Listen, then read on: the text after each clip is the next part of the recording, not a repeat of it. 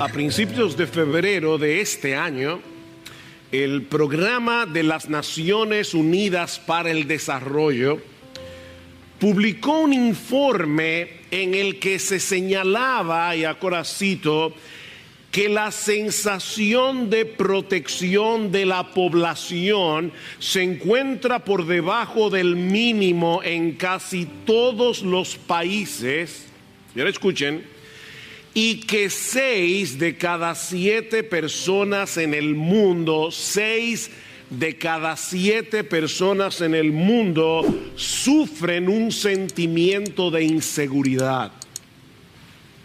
Según este informe, las naciones con algunos de los niveles más elevados de salud, riqueza y educación muestran un mayor grado de ansiedad que hace 10 años.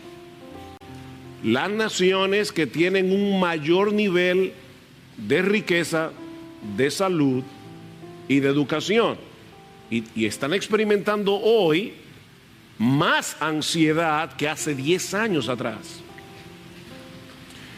Esta misma semana salió publicado en uno de nuestros diarios que la población dominicana vive en una especie de paranoia social.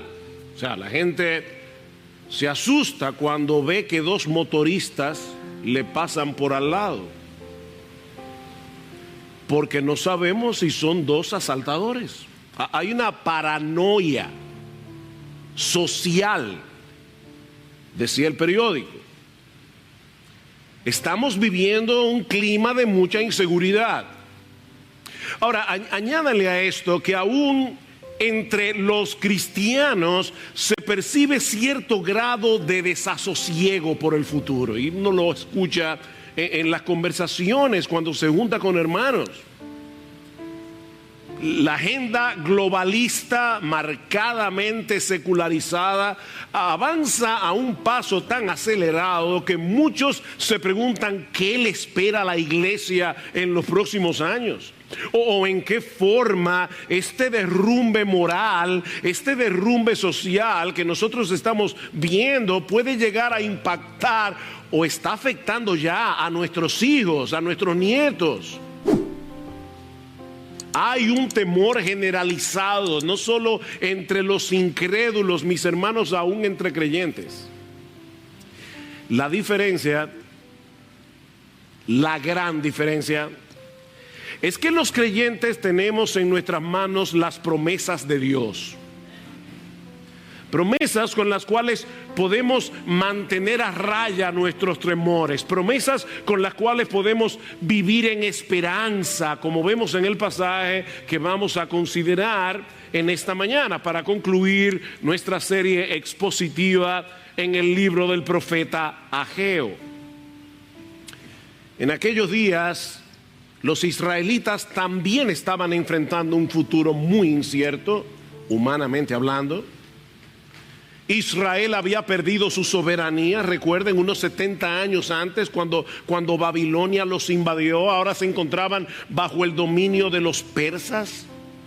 El templo que simbolizaba la presencia de Dios en medio de ellos seguía en ruinas y todo parecía indicar que en los próximos años Israel seguiría siendo como una mota de polvo en el medio del Medio Oriente, rodeado de naciones muy poderosas que podían volcarse contra ellos en cualquier momento.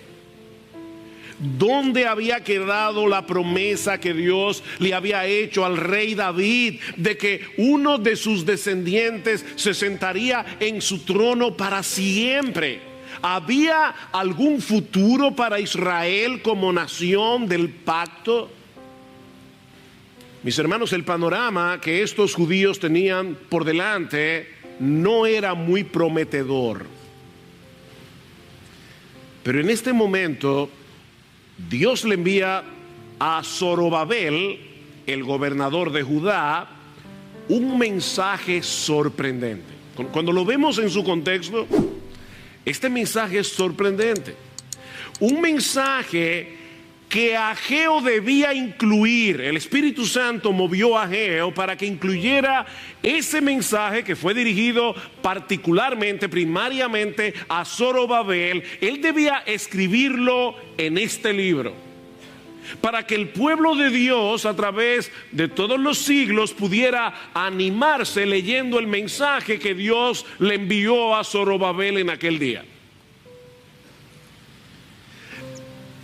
Mi hermano, tú y yo necesitamos abrazar de corazón el mensaje que Dios le envió a Zorobabel.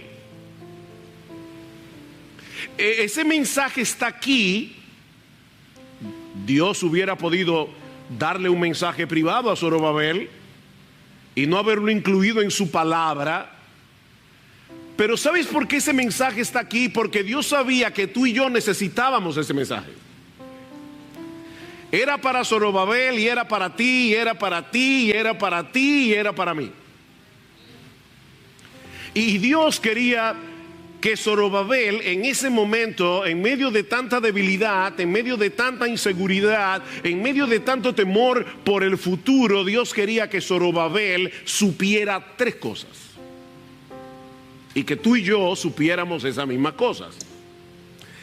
En primer lugar, que sus planes se cumplirían sin lugar a dudas, porque nuestro Dios posee un dominio absoluto sobre todas las cosas. Los planes de Dios se van a cumplir. Versículo 20 otra vez. Y la palabra del Señor vino por segunda vez a Ageo el día 24 del mes, es decir, el mismo día del mensaje tercero, el 18 de diciembre en nuestro calendario. Dios le envió otro mensaje a Ageo, pero esta vez dirigido específicamente a Zorobabel. ¿Y cuál fue el mensaje? Mis hermanos, pongan atención a la gramática de este texto. Pongan atención. Versículo 21. Habla a Zorobabel, gobernador de Judá, diciendo yo. Esa es la palabra clave de todo este pasaje. Yo, Dios, estremeceré los cielos y la tierra. Yo volcaré el trono de los reinos. Yo destruiré el poder de los reinos de las naciones. Yo volcaré el carro y a los que montan en él, y caerán los caballos y sus jinetes, cada uno por la espada de su hermano. En aquel día, declara el Señor de los ejércitos, yo te tomaré a ti, Zorobabel, hijo de Salatiel, siervo mío, declara el Señor, y yo te pondré como anillo de sello, porque yo te he escogido, declara el Señor. 7 veces en 3 versículos. Yo lo haré, yo lo haré, yo lo haré. De ahí el título de mi sermón: espera en mí, que yo lo haré.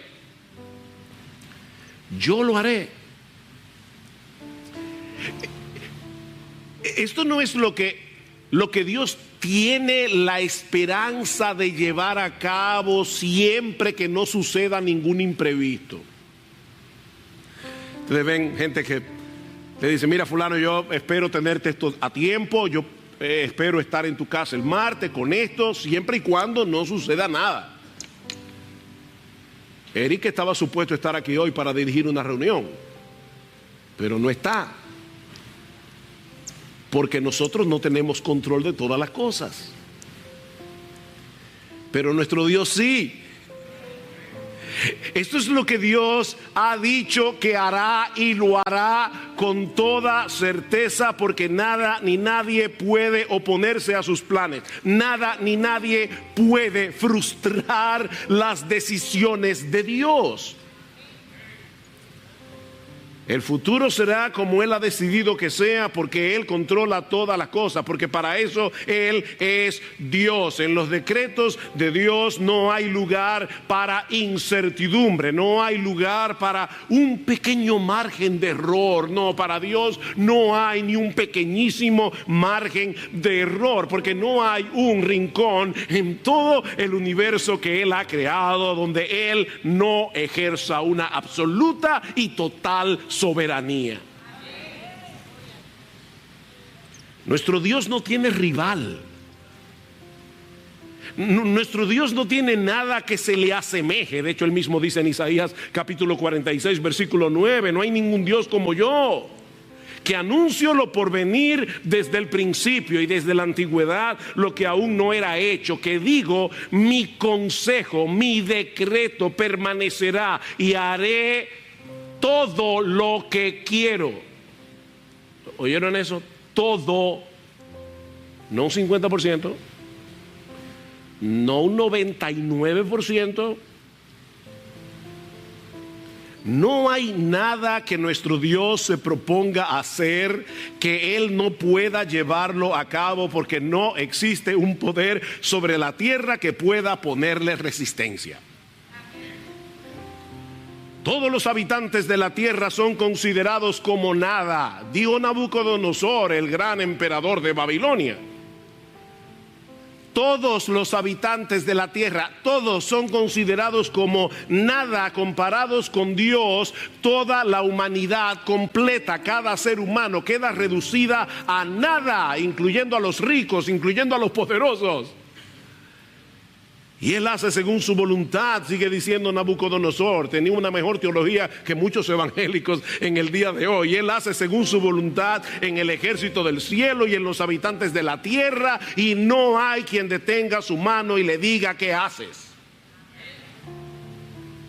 Ni en el cielo ni en la tierra existe un poder que pueda frenar, que pueda frustrar los planes de Dios. Isaías 40:15. Oigan esto, hermanos. He aquí que las naciones le son como la gota de agua que cae del cubo, y como menudo polvo en la balanza le son estimadas. ¿Te parece muy poderosa la ONU? Parece poderosa. ¿Te parece poderoso el poder militar de Rusia? ¿O el poder militar de los Estados Unidos de Norteamérica? Bueno, déjame decirte que para Dios, la ONU, la OEA, Estados Unidos, Rusia, Ucrania y todos los países juntos son como esa gota de agua que cae del cubo cuando tú estás limpiando casa. Tú moviste el cubo, se cayó una gota de agua, y esas son todas las naciones juntas para Dios. Imagínate por un momento que tú vas al mercado a comprar mangos, y los mangos los pesan, y tú le dices a la persona: mira, límpiame bien ese mango porque yo no quiero que el polvo me lo ponga más caro.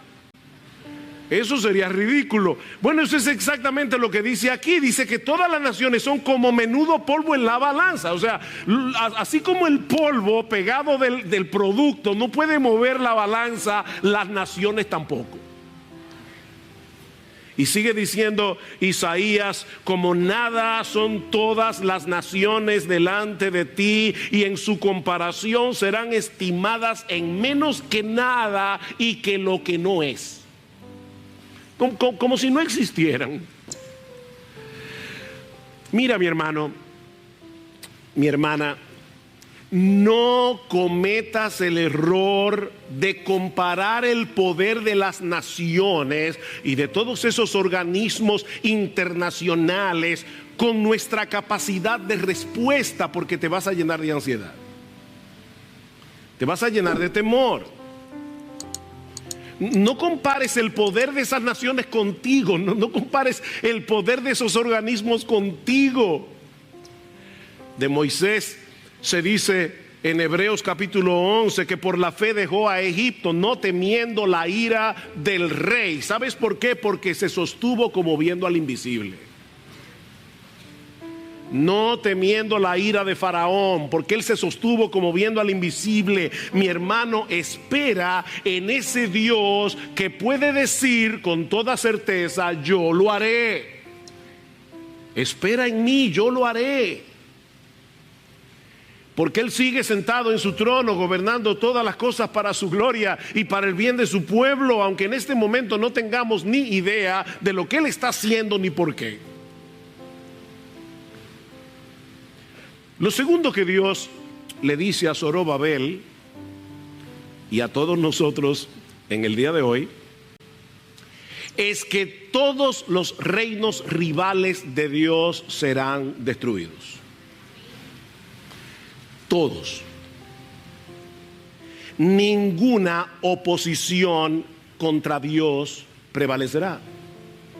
Versículo 21.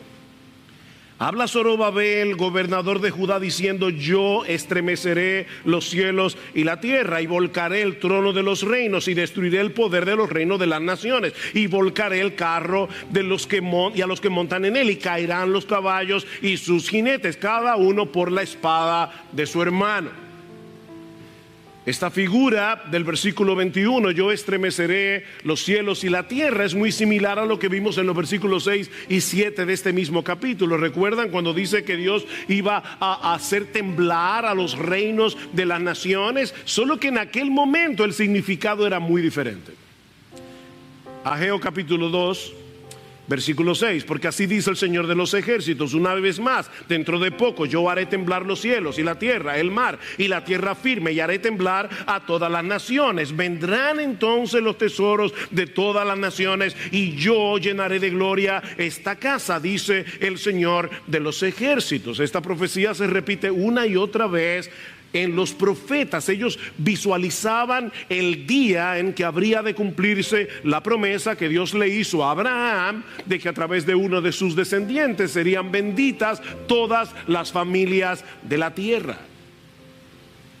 Dice en Sofonías capítulo 3 versículo 9, escuchen esto, mis hermanos, porque aquí están incluidos los dominicanos. Dice que Dios daría a los pueblos labios puros, a todos los pueblos, para que todos ellos invoquen el nombre del Señor, para que les sirvan de común acuerdo. Desde más allá de los ríos de Etiopía, mis adoradores, mis dispersos traerán mi ofrenda. Ven, Dios aparece y todas las naciones se rinden ante Él, o gente de todas las naciones. Esta profecía se cumplió cuando Dios el Hijo se hizo hombre en su primera venida. Desde entonces nuestro Dios ha estado construyendo un enorme templo espiritual formado de piedras vivas, con gente de todo pueblo, lengua, tribu y nación, que se postran ante el Dios de Israel y le adoran en espíritu y en verdad. Pero en los versículos 21 al 22 el panorama es muy diferente. Porque aquí no se habla de salvación, aquí se habla de destrucción. Y se usa el mismo lenguaje que Dios usó en Génesis cuando habló de la destrucción de Sodoma y de Gomorra. Lo que Ageo está describiendo en los versículos 21 y 22 es muy similar a lo que se describe en el Salmo 2. Es una absurda conspiración universal contra el Señor y contra su Cristo, que está condenada al fracaso desde el principio. Dice: ¿por qué se amotinan las gentes y los pueblos piensan cosas vanas? Se levantarán los reyes de la tierra y príncipes consultarán unidos contra el Señor y contra su ungido, contra su Cristo, contra su Mesías. Eso es una total ridiculez. Dice en el versículo 4: el que se sienta como rey en los cielos se ríe. El Señor se burla de ellos. Esta conspiración no produce ninguna alarma en el trono de Dios, pero lamentablemente sí produce muchas alarmas en nuestros corazones. Hay una diferencia en cómo el cielo reacciona y cómo nosotros reaccionamos. Mis hermanos, seamos honestos. Desde nuestro punto de vista, los poderes terrenales nos parecen demasiado poderosos. Y fácilmente olvidamos quién es el que está en control.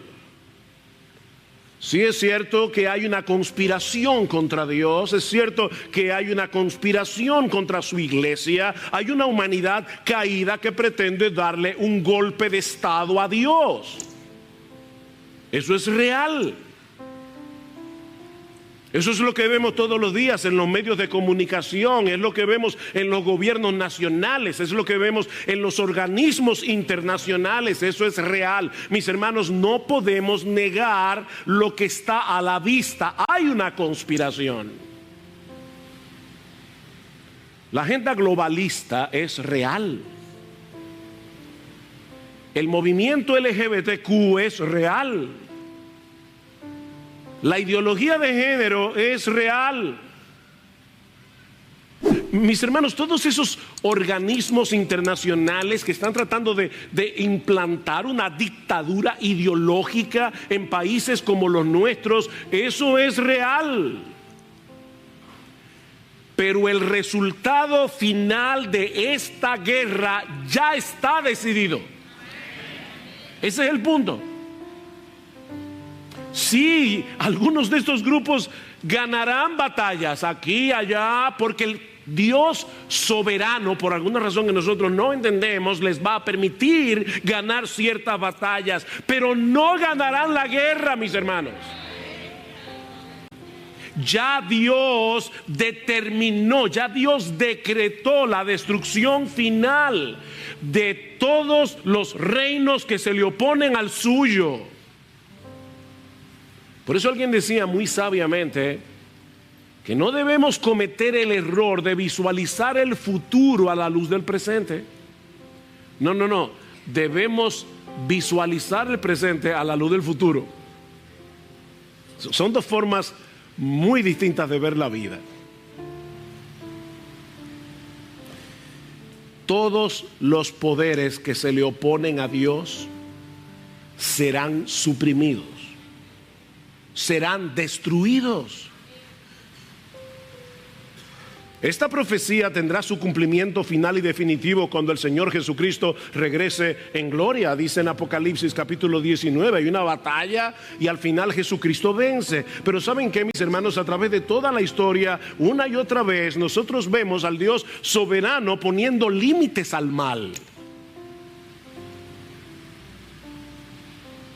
Cuando Hitler inauguró el Tercer Reich, o sea, el Tercer Imperio, en enero de 1933, Hitler anunció con bombos y platillos que estaba inaugurando un reino que iba a durar 1000 años.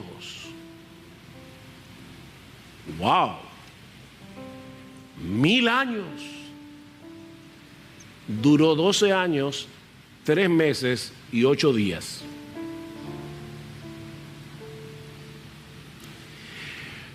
Porque es Dios y no el hombre el que determina los movimientos de la historia. Solo Él tiene poder para decir con certeza: yo lo haré. Este sistema que ahora opera contra el Dios del cielo será completamente destruido, pero como dice Pedro, según su promesa, nosotros esperamos nuevos cielos y nueva tierra en los cuales mora la justicia. Lo que Pedro está diciendo es: porque Dios lo prometió, nosotros podemos esperarlo.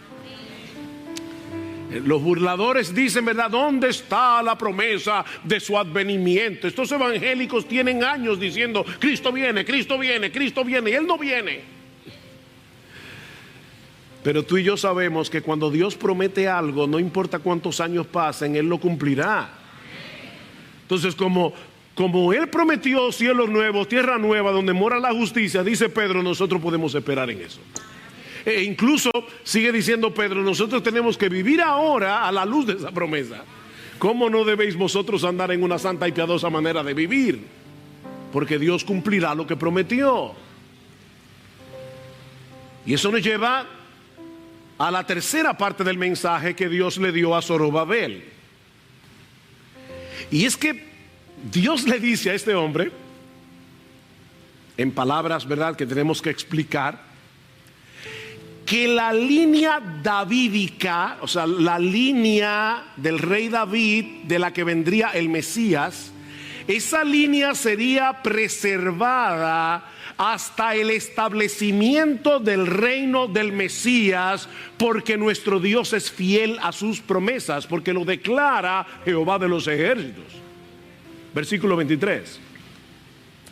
En aquel día, y esa es una expresión que habla del día del Señor, el día que apunta hacia la segunda venida de Cristo. En aquel día, declara el Señor de los ejércitos, te tomaré a ti, Zorobabel, hijo de Salatiel, siervo mío, declara el Señor, y te pondré como anillo de sello, porque yo te he escogido, declara el Señor de los ejércitos. Para poder entender esta parte del mensaje, es necesario que nosotros sepamos quién era Zorobabel. A lo largo de esta serie hemos estado hablando de Zorobabel, el gobernador de Judá, pero no hemos hablado mucho acerca de él, de hecho casi nada. ¿Quién era Zorobabel? Bueno, Zorobabel era nieto de Joacim. Oh, wow. Pastor, ¿y quién era Joacim? Bueno, Joacim fue el último rey de la línea davídica que reinó legítimamente en Jerusalén antes del cautiverio babilónico.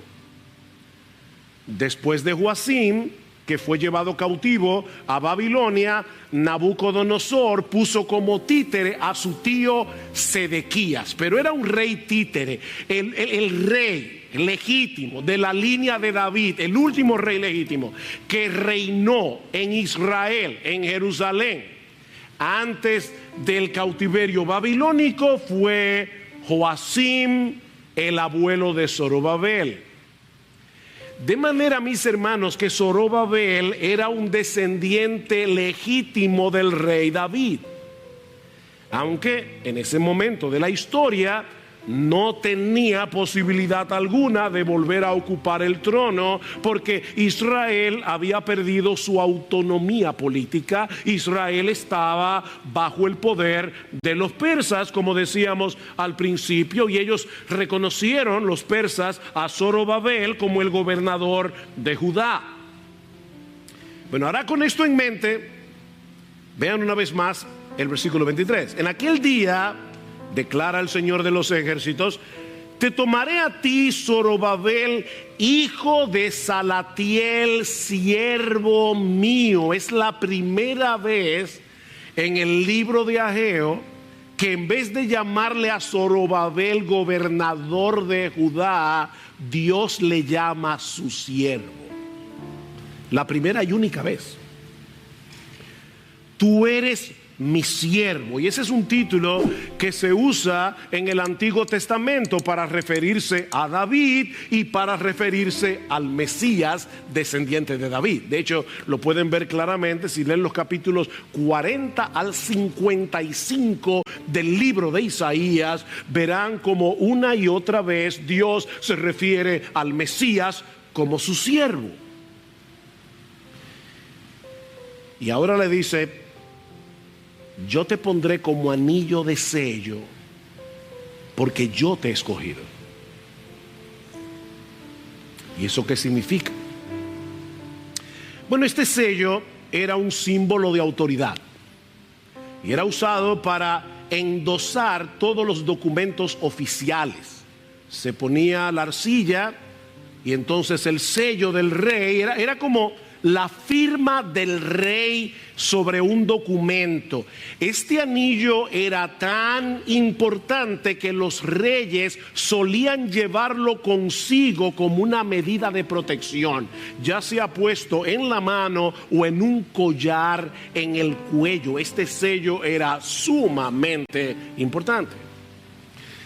Y ahora Dios le dice a Zorobabel: yo te tomaré, te pondré como anillo de sello, es decir, yo te protegeré como si tú estuvieras en la palma de mi mano, y te investiré de mi autoridad real, porque yo te he escogido. Ahora, el trasfondo de esta promesa la encontramos en el capítulo 22 del libro del profeta Jeremías. donde Dios le anuncia a Joacim, el abuelo de Zorobabel, que él sería llevado en cautiverio a Babilonia por causa de su pecado y que ninguno de sus descendientes inmediatos volverían a sentarse en el trono de Israel. Y el lenguaje que usa Dios en Jeremías capítulo 22, versículo 24, es muy similar al que usa Ageo en el versículo 23. Dios le dice, Jeremías 22, vivo yo, declara el Señor, aunque Conías, hijo de Joacim, rey de Judá, fuera un anillo en mi mano derecha, aún de allí lo arrancaría. ¿Ven la advertencia de juicio? Te voy a arrancar. Tú has sido un anillo de sello en mi mano, pero aún estuvieras en mi mano derecha. Yo quiero que tú sepas que ya no hay esperanza para ti. Aún de allí te arrancaría y te enviaría cautivo a Babilonia. Para Joacim no había remedio, ni para ninguno de sus descendientes. Pero ahora Dios le está prometiendo a Zorobabel revertir esas palabras de juicio. La promesa mesiánica que Dios le hizo a David habría de cumplirse con un descendiente de Zorobabel. Yo te he escogido como mi siervo, yo te protegeré como un anillo de sellar en mi propia mano, y yo te investiré de autoridad. Zorobabel no tenía ninguna importancia política para las naciones circundantes. Zorobabel era un don nadie, era el gobernador de una pequeñita nación en Medio Oriente sin ninguna importancia. Zorobabel no era nadie a los ojos del mundo. Era el gobernador de una pequeña nación bajo el dominio de los persas, y un poco más adelante iban a estar bajo el dominio de los griegos, y unos años más adelante iban a estar bajo el dominio de los romanos. Humanamente hablando, era muy improbable que Dios cumpliera la promesa que le había hecho a David, pero nuestro Dios es fiel. Y él preservó a los descendientes de Zorobabel por más de 500 años.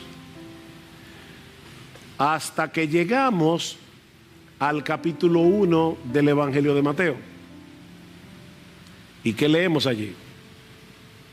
Que después de la deportación a Babilonia, Jeconías engendró a Salatiel, Salatiel engendró a Zorobabel, Zorobabel a Abiud, y así sigue descendiente tras descendiente hasta llegar a Jacob, que engendró a José, el marido de María, de la cual nació Jesús, llamado el Cristo.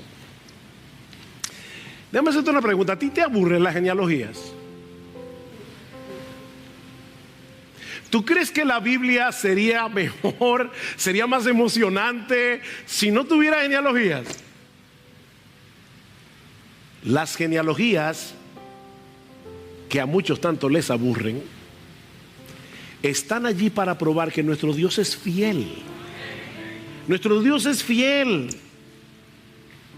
Él cumplió en Cristo lo que le prometió a David, un rey eterno. ¿Cómo comienza Mateo? Este es el libro de la genealogía de Jesucristo, hijo de David, hijo de Abraham. Si nosotros no tuviéramos todas esas genealogías, no podríamos trazar la fidelidad de Dios, preservando a toda una nación, generación tras generación, hasta que Dios cumpliera la promesa de que David se levantaría un rey que se sentaría en su trono para siempre, que de un descendiente de Abraham se levantaría uno en el cual serían benditas todas las familias de la tierra.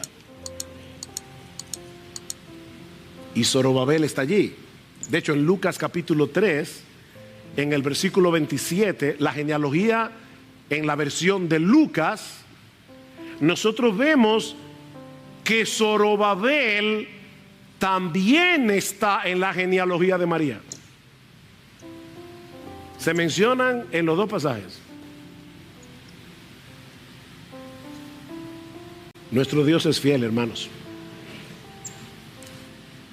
Israel tuvo que esperar 520 años para ver el cumplimiento de esta promesa. Pero nuestro Dios es fiel. Y aunque el Mesías murió en debilidad en una cruz romana, Él resucitó al tercer día y Él ascendió a los cielos y Él está sentado como rey a la diestra del Padre hasta que todos sus enemigos sean puestos por estrado de sus pies, ya sea por conversión o por destrucción. Pero todos sus enemigos serán puestos por estrado de sus pies. Mis hermanos, el día llegará cuando en el nombre de Jesús se doblará toda rodilla de los que están en los cielos y en la tierra y debajo de la tierra, y toda lengua confesará que Jesucristo es el Señor, para la gloria de Dios el Padre. No hay posibilidad alguna de que la historia humana termine de otro modo, porque el soberano del universo dijo que lo hará. En los días de Zorobabel esta promesa no parecía cumplible. Los poderes de este mundo parecían demasiado poderosos, lo mismo que pasa hoy. Pero Dios cumplió lo que prometió. ¿Dónde está el poderío de los persas? ¿Dónde está el imperio que fundó Alejandro el Grande? ¿Dónde está el imperio romano? ¿Dónde están todos esos imperios? Pero Jesús está sentado en su trono y volverá por segunda vez, como dice Pablo en 2 Tesalonicenses, para dar retribución a los que no conocieron a Dios ni obedecen al evangelio de nuestro Señor Jesucristo. Óyeme bien, mi amigo, no seas uno de esos de los que dice Pedro que se burlan preguntando: ¿y dónde está la promesa de su advenimiento? Cristo viene por segunda vez, y si tú no te has arrepentido de tus pecados, si tú no has venido a Cristo en arrepentimiento y fe, humillado, pidiendo perdón, el día de su venida será tu desgracia.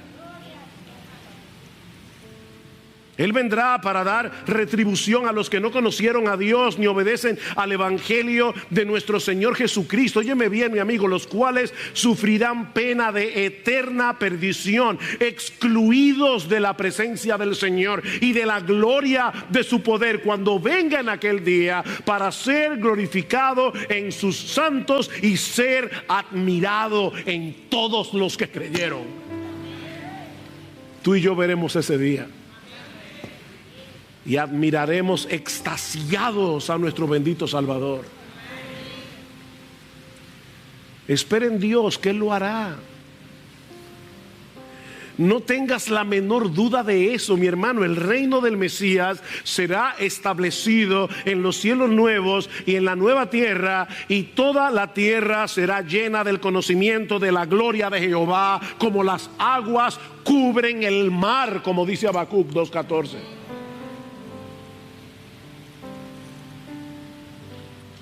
Ahora hay un detalle adicional en este texto que no podemos pasar por alto. Ya explicamos lo que el texto significa.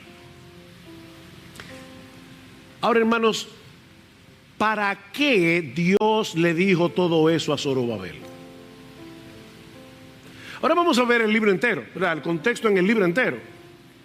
¿Para qué fue que Dios le dijo todo eso a Zorobabel? Espera en mí, yo lo haré, yo lo haré, yo lo haré. Yo voy a destruir los reinos de las naciones. Nadie se puede oponer a mí. El reino del Mesías prevalecerá. Era para que Zorobabel ahora se sentara tranquilo. Bueno, ya no hay problema. Esperemos que Dios destruya a los malos, que el Señor establezca su reino. y nosotros sentémonos aquí a esperar. ¿Fue para eso? ¿O fue para animarlo a continuar con la reconstrucción del templo? Poniendo piedra sobre piedra, con la vista puesta en ese futuro glorioso que nos espera. El templo se acabó de construir 5 años más tarde, en el 515 antes de Cristo.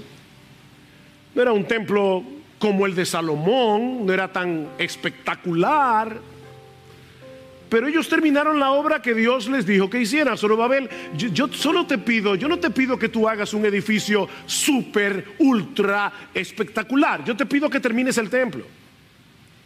Piedra sobre piedra, piedra sobre piedra. Y Zorobabel desaparece del panorama hasta Mateo 1.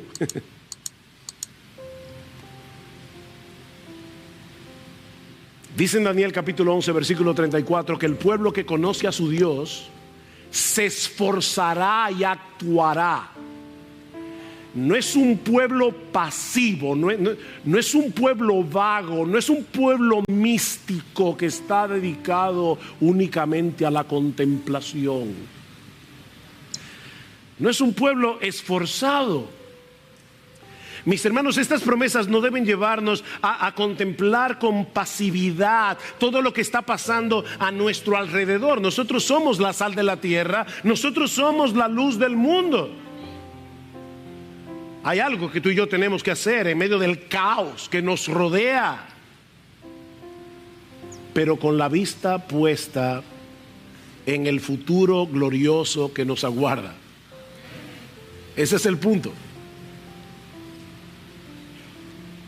Estos versículos finales de Ageo son como una especie de complemento de lo que Dios le había dicho a Zorobabel en el capítulo 2, los versículos 4 y 5. Recuerdan: esfuérzate, Zorobabel, trabaja, no temas. Esfuérzate, trabaja y no temas. Zorobabel continúa poniendo piedra sobre piedra en este templo que no parece tan impresionante, porque ese esfuerzo que a tus ojos parece pequeño es un eslabón más en toda una cadena de algo mucho más grande, de algo mucho más glorioso que Dios está haciendo en la historia de la redención. Tal vez a ti te parece poco lo que tú puedes hacer para el avance del reino de Dios, y te parece que simplemente estás poniendo una piedra aquí y otra piedra allá, como los israelitas en el día de Zorobabel. Mientras pensaba en esto, pensaba en los padres de esta iglesia. ¿Verdad, padres, que a veces uno está trabajando con sus hijos y a uno le parece como que el trabajo no avanza? Y uno pone una piedra hoy, parece que se cae mañana. Es tan importante lo que yo estoy haciendo en casa con mis hijos. Yo oigo hablar de los misioneros que están dando su vida en los países árabes, predicando el evangelio, pero yo estoy aquí simplemente educando a mis hijos en el temor del Señor. ¿Es esto tan importante? Sí, es importante. Sigue poniendo piedra sobre piedra, aunque nadie te vea. Es un eslabón más. La semana que viene en la reunión vamos a hablar otra vez de las necesidades que nosotros tenemos de que muchos de nuestros hermanos se involucren en ministerios. O ¿qué vamos a hacer? ¿Vamos a reaccionar como los judíos en el tiempo de Ageo? No es tiempo de la casa del Señor, no es tiempo para la casa del Señor. Sí es el tiempo para la casa del Señor. Este es el tiempo. ¿Cuándo será el tiempo? Sacúdete, mi hermano, de esa apatía, sacúdete de esa pasividad. Hay algo que tú y yo tenemos que hacer. Puede que no parezca impresionante, puede que no parezca glamoroso, pero es increíble lo que el Todopoderoso puede hacer con nuestro poco. Lo que a ti y a mí nos parece poco. Esfuérzate, trabaja, no temas. Porque Dios está haciendo algo que ahora mismo no podemos ver. Dios está haciendo algo para la gloria de su Hijo. Dios está construyendo un templo espiritual de piedras vivas, de todo pueblo, lengua, tribu y nación. Dios lo está haciendo y lo está haciendo con el pequeño esfuerzo tuyo y mío. Porque nosotros tenemos un tesoro en vasos de barro. ¿Sabes para qué? Para que la excelencia del poder sea suya y no nuestra. Somos como Zorobabel. Estamos aquí poniendo una piedra y otra piedra y otra piedra. Y uno dice, ¿a dónde va a llegar esto?